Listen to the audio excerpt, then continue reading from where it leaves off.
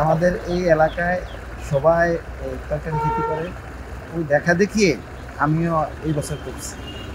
করার পরে গতকালকে আমি 75 কেজি মতো 5 ক্রেট বিক্রি করছি, 20 টাকা কেজি করে খাচ্ছি।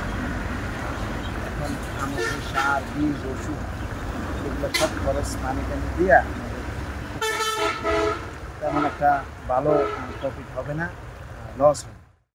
কয়েক দফায় মাল বেচা হয়েছে, 30, 40, 35, 32, ওখানে চলতে আছে 22 টাকা।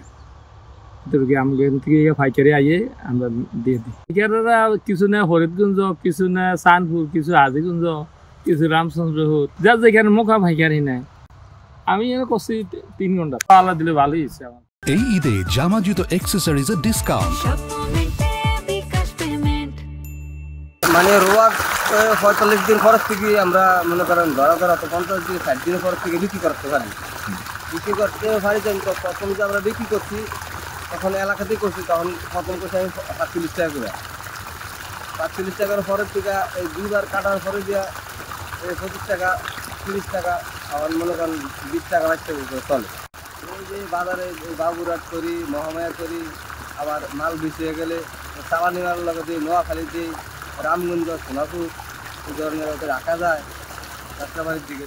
নুন্দুল করলা 2.5 ঘন্টা করছি, ওষুধ সার দিয়া ফসল দান তরকারি লাগাইছি তো দুন্দুল তো অঞ্চলে ফলন বাড়িয়েছে, অনেক সামনে দিয়ে আল্লাহ দিবা বেচতে।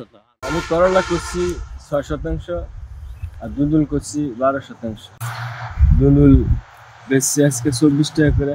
কৃষকরা দুন্দুল, ঝিঙ্গা, তারপরে কইঠা, তারপরে করলা চাষ করে, ওইখান থেকে আমরা এগুলো ক্রয় করে নিয়ে বাজারে বিক্রি করি। বিভিন্ন বাজারে যেমন বাবুরহাটে, চাঁদপুর, পালবাজার, বিপিনীবাগ, বিভিন্ন জায়গায় এগুলো বিক্রি করে যায়।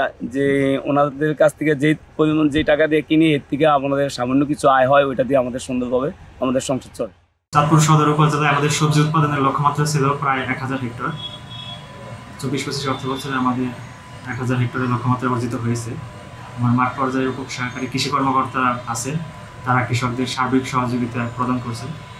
তো আশা করি ভবিষ্যতেও এটা অব্যাহত থাকবে এবং কৃষকরা অধিক ফলন করে দেশ এবং চাঁদপুর সদরের কৃষিতে সমৃদ্ধির আনন্দের লক্ষ্যে কাজ করবে।